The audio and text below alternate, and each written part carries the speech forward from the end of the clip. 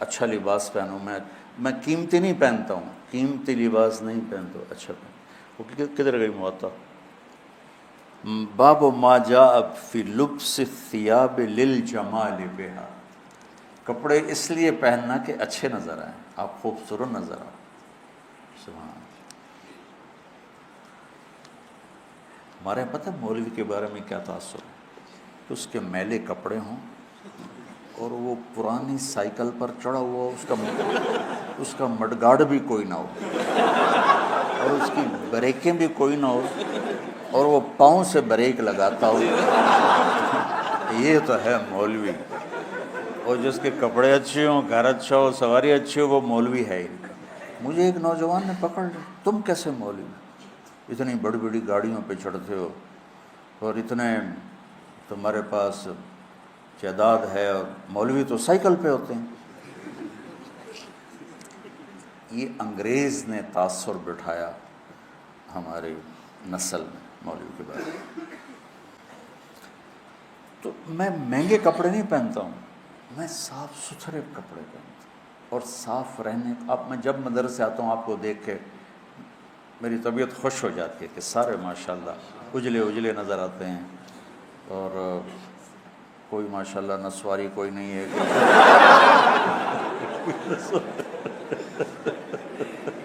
سارے صاف ستھرے خوشبودار، تو اچھے لگتے ہیں. اور خاص طور پر جب آپ گھر جاؤ جن کی شادیاں ہیں، بہت اپنا خیال کرو. حضرت عبداللہ بن عباس نے فرمایا انا اتزین لزوجتی کما احب ان تتزین لی. حضرت عبداللہ بن عباس نے فرمایا جیسے میں چاہتا ہوں میری بیوی میرے لیے میک اپ کرے، میں بھی اپنی بیوی کے لیے میک اپ کرتا ہوں. اور اللہ کے نبی نے اللہ کے نبی نے واضح فرمایا تزینوا لنسائکم، اپنی بیویوں کے لیے زیب و زینت اختیار کرو. یہ عین دین ہے، اگر اللہ نے دیا ہے. تو یہ ایک حدیث ہے کہ ایک صحابی کو بھیجا، وہ گئے ہوئے تھے اونٹ چرانے. ثم ادبر یذهب فی الظہر وعلیہ بردان لہ قد خلقا. وہ جب صحابی واپس، اب پیچھے لمبی حدیث ہے، صحابی واپس آیا تو 2 پرانی چادریں ان کے اوپر تھی. فنظر رسول اللہ صلی اللہ علیہ وسلم الیہ فقال اما لہ ثوبان غیر ہذین. تو آپ نے کہا اس کے پاس اور کپڑے کوئی نہیں ہیں اس نے ایسے پرانے پہنے ہوئے ہیں؟ قلت بلا یا رسول اللہ لہ ثوبان فی العیبۃ کسوتہ ایجاہما. میں نے کہا یا رسول اللہ اس کے عیبہ، وہ بیگ کو کہتے ہیں، بیگ عیبہ، یہ چھوٹا بیگ حقیبہ، اس کے بیگ میں ہیں کپڑے 2، میں نے اس کو دیے ہیں. تو قال فادعوہ فمرہ فلیلبسہما. اپنے فرما سے بلاؤ اور اس سے کہو کہ وہ کپڑے پہنے. قال فدعوته فلبسهما ثم ولى يذهب. فقال رسول الله صلی اللہ علیہ وسلم الیس هذا خیر له ما له ضرب اللہ عنقه. آپ نے کہا اس کی گردن ماری جائے، کیا اب یہ اس میں یہ خوبصورت نظر نہیں آ رہا؟ فسمعه الرجل فقال یا رسول اللہ فی سبیل اللہ. آپ نے تو مذاقاً کہا تھا، تو انہوں نے کہا یا رسول اللہ پھر اس کو آپ دعائی دے دیں کہ میری اگر گردن ماری جائے تو اللہ کے راستے میں ماری جائے. تو فقال رسول صلی اللہ علیہ وسلم فی سبیل اللہ فقتل الرجل فی سبیل اللہ.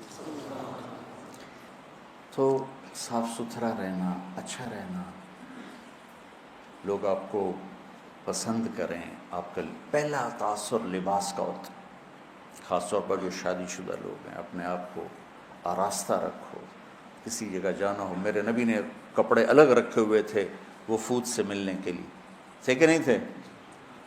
تو یہ تصوف کی لائن سے آئی ہے راہبانیت، کہ وہ حضرت کے تو پیوند لگے ہوتے ہیں اور حضرت تو مٹی کے پیالے میں ہی کھانا کھاتے ہیں.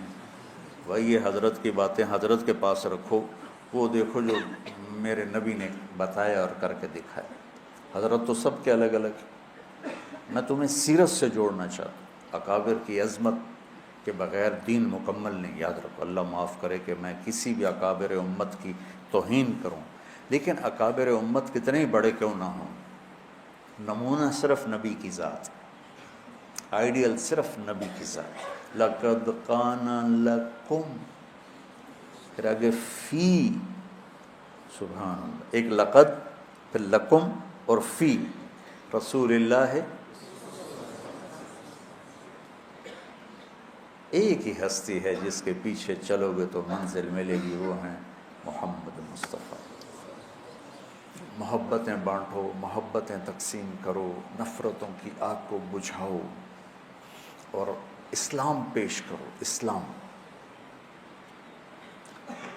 پیش کرنے کی مثال کیا ہے؟ میں کہتا ہوں بھائی جو 5 وقت نماز پڑھے گا اللہ اس سے جنت میں جگہ عطا فرمائے گا. یہ تو ہو گیا اسلام. اور مذہب کیا ہے؟ یہاں ہاتھ نہیں باندھنے، یہاں باندھنے ہیں، نہیں یہاں نہیں باندھنے، یہاں باندھنے ہیں. یہ ہو گیا مذہب. تو مذہب کی تبلیغ نہیں کرنی، اسلام کی تبلیغ کرنی.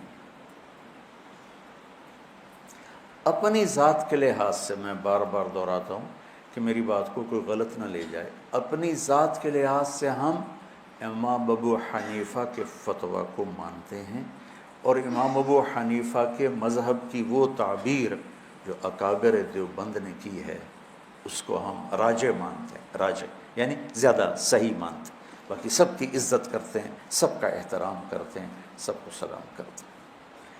ہمارے اکابر کا حال یہ تھا کہ مولانا اشرف علی تھانوی رحمۃ اللہ علیہ کی مجلس میں کسی نے کہہ دیا احمد رضا خان بریلوی، تو حضرت تھانوی اس پر شدید ناراض ہوئے. حضرت تھانوی کے ہاں تو فوری پکڑ ہوتی تھی نا، اتنے بڑے عالم کو اس طرح بے ادبی سے پکارتے. ہم تو اپنے اکابر کے ہی سیرت اور اخلاق نہیں جانتے کہ انہوں نے کس طرح سلوک کیے ہیں. آج جو ہو رہا ہے وہی ڈھول گلے میں ڈال کے بجائی جا رہے. تو وہ ایک جلوس جا رہا تھا، نہیں چلے گی، نہیں چلے گی، نہیں چلے گی، نہیں چلے گی.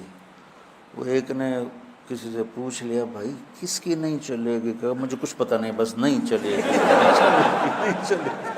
جو سارے کہہ رہے ہیں نہیں چلے گی، میں کہہ رہا ہوں نہیں چلے گی. تو بھائی ایسے نہ بنا. آپ نے حضرت ابو ذر غفاری سے فرمایا، ابو ذر الا انبئک بعملین خفیف مؤونتہما عظیم اجرہما والذی نفسی بیدہ لم یأت الثقلان بمثلہما. ابو ذر تمہیں 2 کام بتاؤں جو کرنے میں آسان اور اجر میں ان کا وزن بے شمار. روزات کی قسم جس کے قبضے میں میری جان ہے، قیامت کے دن بہت تھوڑے لوگ ہوں گے جو اس کو لے کر آئیں گے. کہ یا رسول اللہ کیا؟ کہ ایک زبان اور ایک اچھے اخلاق، ایک چپ رہنا. السکوت، آپ نے کہا سکوت. آپ کا سکوت سے مراد یہ نہیں تھا کہ بات ہی نہ کرو، شر میں تمہاری زبان ساکت ہو جائے، اور اچھے اخلاق. ابو ذر رضی اللہ عنہ نے اس حدیث کو ایسے پکڑا کہ اس کے ظاہر کو ایسا پکڑا کہ ایک مہینہ گزر جاتا تھا کسی سے بات نہیں کرتے تھے. ایک مہینہ، اتنی احتیاط فرمائی. اور پھر اللہ کے نبی نے کہا کہ میرے صحابہ میں 4 آدمی ایسے ہیں جن سے اللہ پیار کرتا ہے. وعلی منہم وعلی منہم وعلی منہم. آپ نے 3 دفعہ فرمایا، اور علی ان میں سے ہے، اور علی ان میں سے ہے، اور علی ان میں سے ہے.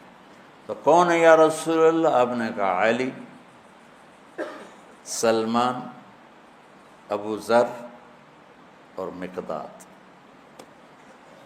تو ابو ذر ایسے اوپر گئے کہ اللہ تو سارے ہی صحابہ سے محبت کرتا ہے، وَكُلًّا وَعَدَ اللَّهُ الْحُسْنَى، سب کے لیے جنت کا وعدہ ہے.